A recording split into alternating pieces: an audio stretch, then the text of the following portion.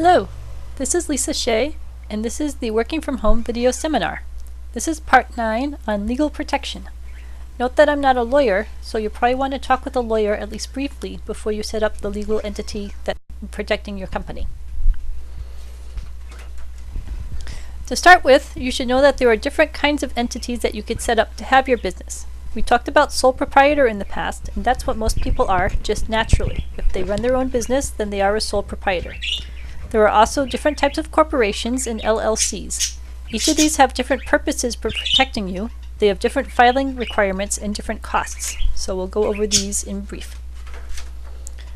The sole proprietor, or doing business as, is where you own everything and you are liable for everything. There's no paperwork at all besides hall and maybe filling out a form. All the taxes on your normal Schedule C. If someone sues you, they could take everything that you own.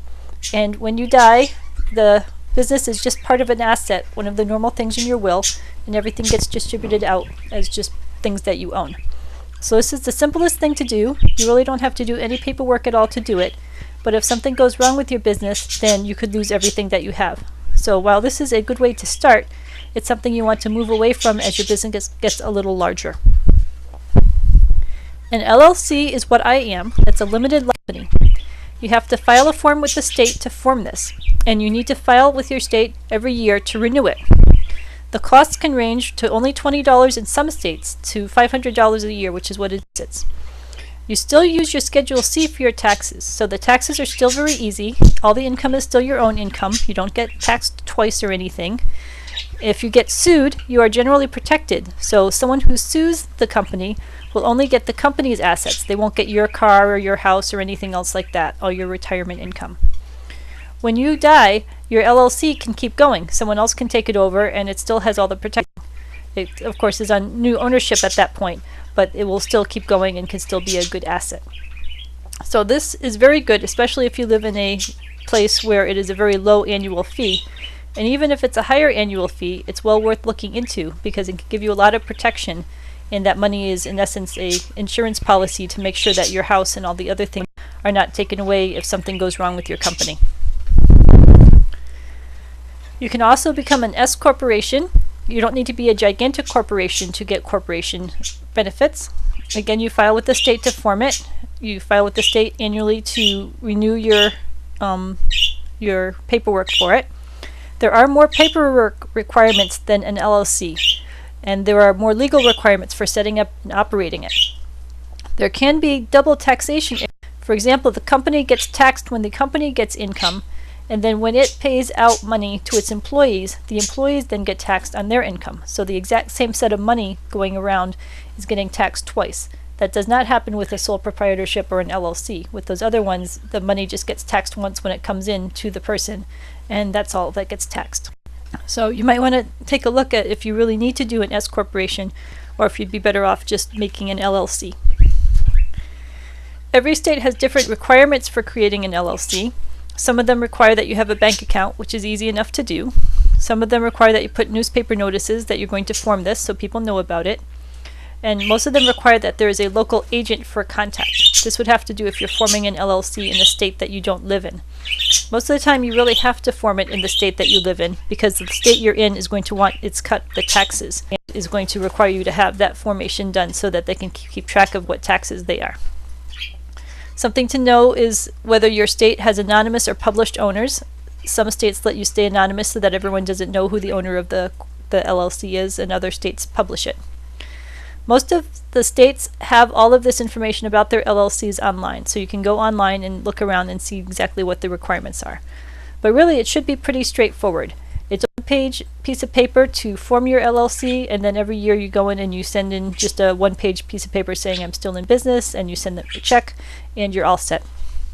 And it gives you a lot of protection.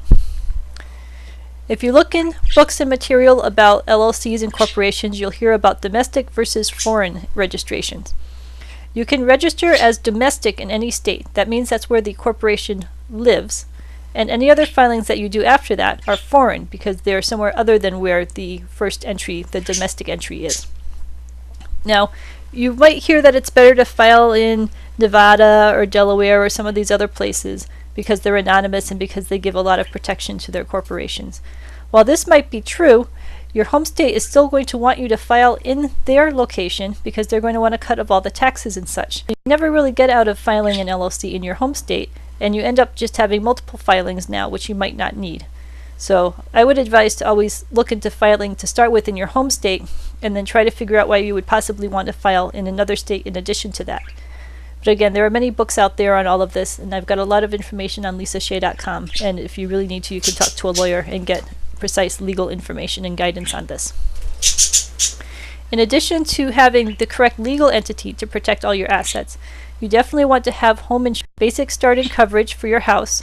You want to get replacement, not actual value, for anything that gets destroyed. Because if you had something for a year or two and it gets destroyed, now they're only going to pay you what it would be worth to buy that old item, which you might not even be able to buy anymore, instead of buying a replacement for it.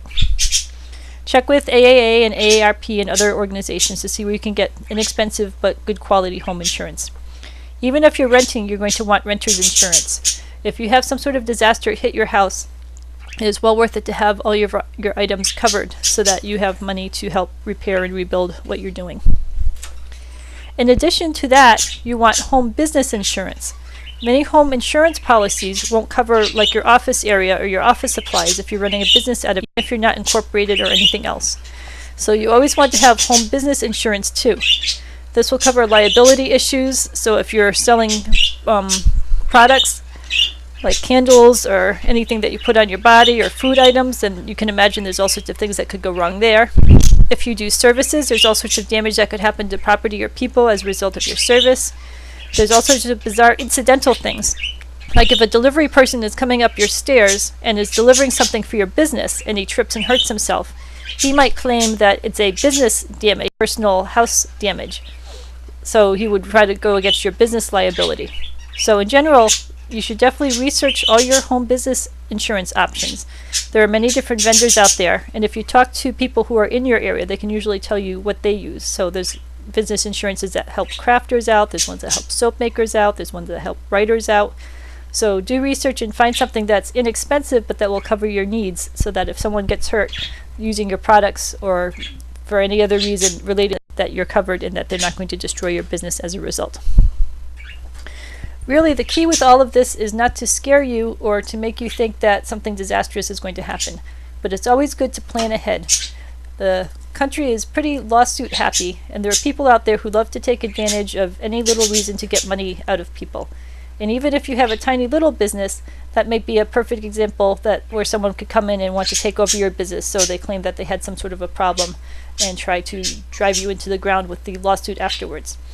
It's very easy to set up many of the LLCs in different states. It's very easy to get your hands on home insurance and business insurance.